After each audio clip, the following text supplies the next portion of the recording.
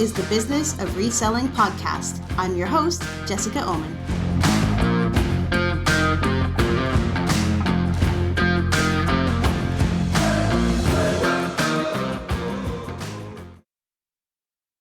Hey, everyone, and welcome to episode 50 of the Business of Reselling podcast. 50 episodes. I kind of just forgot that I was about to hit 50, which is, I guess, a bit of a milestone. Has taken me some time to get here. But here we are at 50 episodes. Thank you so much if you've been listening from the beginning. I appreciate that so much. And just thank you for being around. Kind of, I guess, a weird topic for the 50th episode. I'm going to talk about the tariffs today because I have to. It's the thing on every seller's mind, at least Canadian sellers, probably some US sellers as well, how these are going to impact our businesses. Look, I don't have the answers and things change so fast. I'm recording this on Friday, February 7th. And I literally took a walk to the grocery store this morning. And on my walk to the grocery store, Trump announced that there was a pause on the elimination of the de minimis exemption for imports into the United States. So that's that $800 threshold under which items are not subject to tariffs. And that's good for us. But I mean, things are changing so quickly. I have been thinking, gosh, I really need to do a podcast and update people on this, but as soon as it's published, it'll be out of date. As soon as this is published on Tuesday next week, it'll be out of date. So it almost feels like the best way to talk about this situation is almost like a mental health check for sellers. Like, I want to give you some ideas that you could think about in terms of pivoting your business so that you're ready and prepared for whatever happens in the coming weeks, months, or even years. And just a reminder to take stock, breathe, take a little time off to process things, because a lot of this can be pretty stressful. So what we know as of today, February 7th, we know that Trump has implemented tariffs on items with the country of origin of China and Hong Kong, and that tariff is at least 10%. Depending on the category of item, there can be tariffs already in place. So the 10% would be added to that. I don't know which categories of items those are. I haven't done the research on that. So we know that that's in place. And until literally an hour ago, that tariff was in place for items of any value. But it sounds like obviously the border, customs, and the mail service was quite overwhelmed with how to deal with this. So there has been a pause on that elimination of the de minimis, and it should get packages rolling through, regardless of the country of origin. The packages going through the states should get going, hopefully today. We also know that there's the threat of a 25% tariff on items with a country of origin of Canada or Mexico. That's been paused until March, so we'll see what happens if that comes down. What else can I say that we know for sure? Not a lot. We've been, there's lots of amazing people in the various Facebook groups that I'm in. We're all trying to share up-to-date information so that everybody has the same information and we're sharing accurate updates. But things change so fast that it's really hard to stay on top of everything and make sure that the news you're sharing is actually the most recent news. We've been talking about things like, what does country of origin mean? There's been a lot of confusion around that. So the country of origin should be where the goods were made or actually manufactured. So if you're selling an item out of Canada, but it was originally produced in China, then it may be subject to the tariff. And then currently the other country items made in other countries would not be. That will change if the 25% tariff is implemented in March. That will change for items manufactured in Canada and Mexico. But again, we're all in limbo about that. There looks like there are going to be new requirements for package labeling. Country of origin has to be indicated. There's been murmurings about having to put a made in whatever country sticker on the package. Guidelines for that have not been shared. I assume that what it's for is so that inspectors at a glance can see what the declaration of country of origin is, and it may help packages move through the system faster. Who knows? Regardless, we're all going to have to change some processes, at least temporarily, maybe for a week, maybe for a few months, maybe forever. I mean, who knows?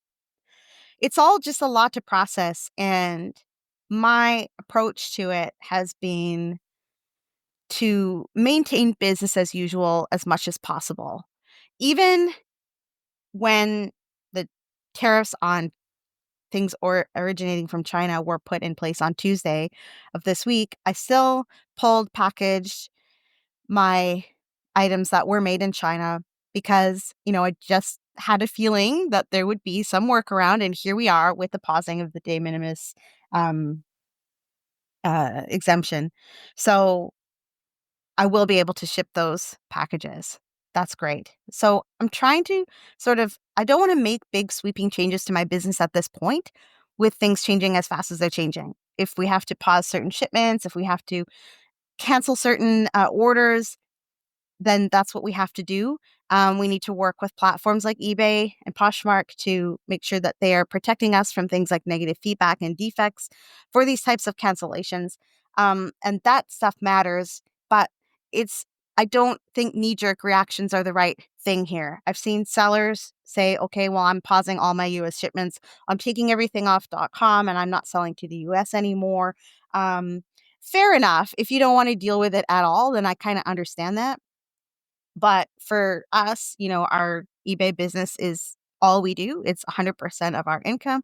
So that's not really an option for a business like ours. And if you resell full time, it's probably not an option for you either.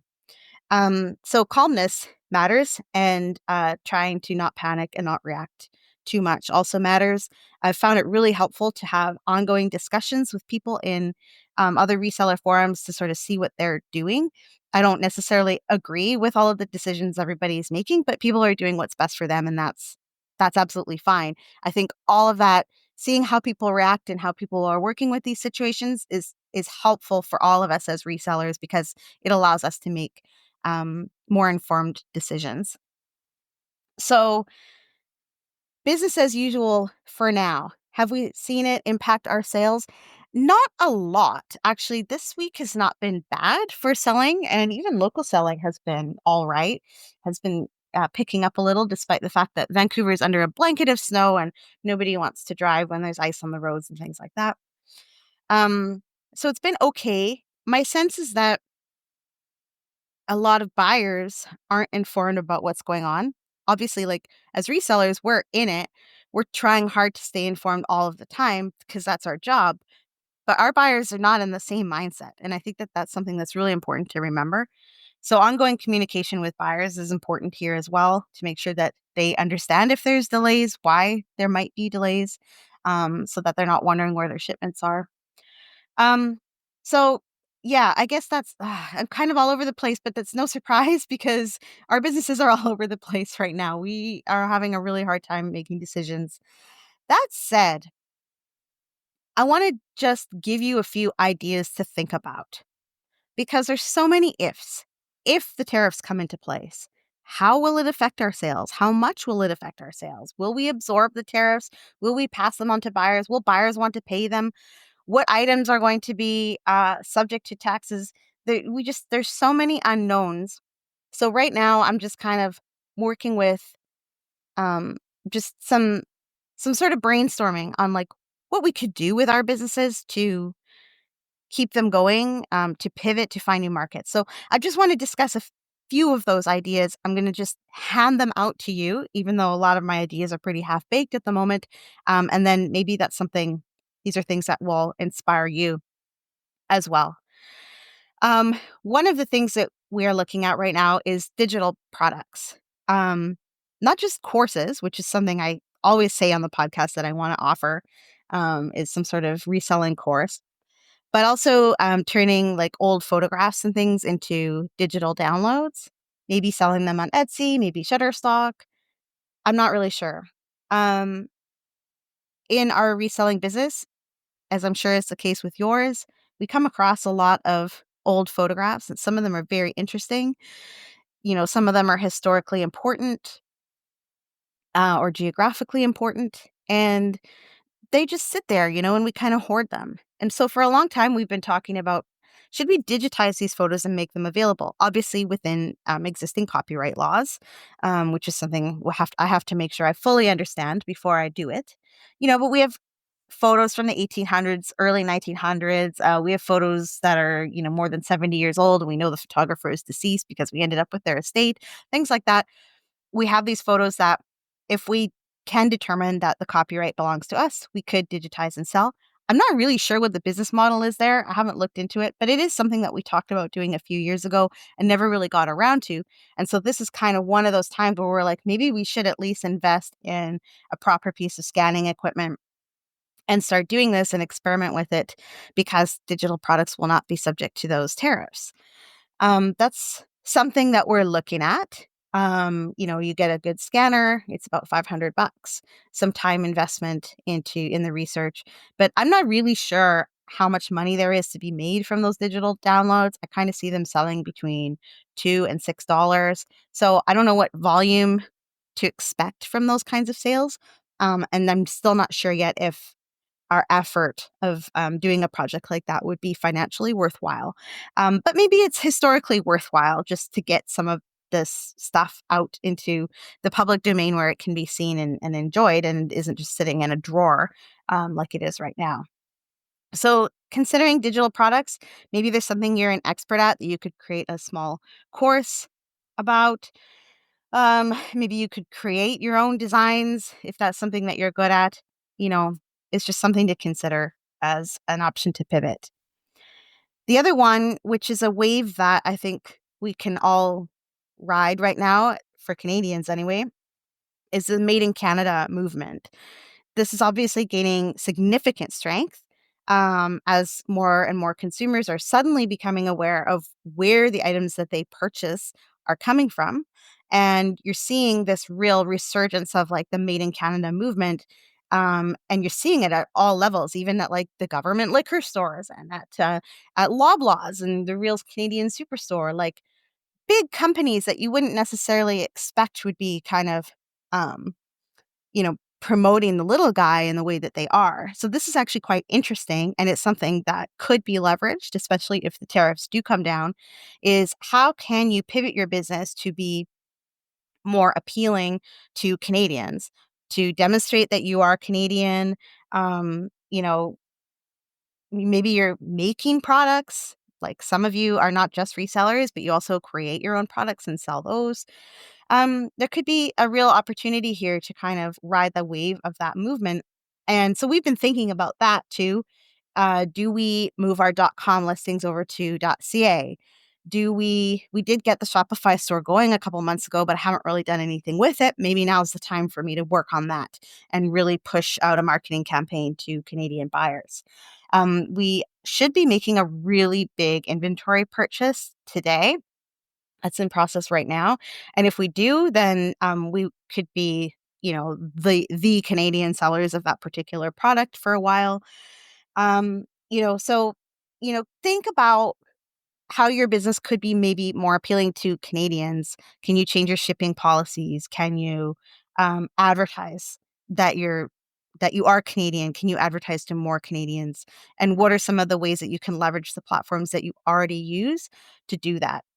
That's something that I've been thinking about. I did start doing a lot of cross posting from eBay over to Poshmark Canada. It's with marginal success. I've moved like 80 listings over there, and I think I've sold 6 in the last few days. So that's not bad, but it's not going to pay my bills. But of course, there is a concern, which is a legitimate one, is that if we all did that, we might oversaturate the market. Like, obviously, Canada is 10% of the United States in terms of population and buying power. And there's probably not a big enough market in Canada to support all of us as resellers if we were to all choose this option and pivot towards Canadians. Um, Probably 80% of your sales go to the US as 80% of ours do. So having that taken away is you probably can't fully replace it with just Canadian buyers. So with that in mind, what markets outside of Canada can you look at? One of the things that I have done is I've started to review my shipping policies to see because some of them are kind of outdated. Maybe I have countries blocked that I didn't need to block. Maybe shipping options have changed to certain countries and become cheaper. So I've started to look into that, and I've picked a couple of larger markets like China, for example. And I'm starting to look at my shipping policies and get a better handle on what it actually costs to ship there. And I actually found that I was charging double the amount in a couple of my shipping policies to ship to China than I really needed to be charging. Um, so by lowering that shipping amount, maybe I'll be able to appeal more to certain overseas markets, and maybe our listings will become interesting to people in those countries. So that's something else that we could consider. Um, Another pivot option is local selling. Um, Moving into like the Facebook Marketplace zone, which like I hate. Like I've done rant videos on how much I hate it, and I do hate it.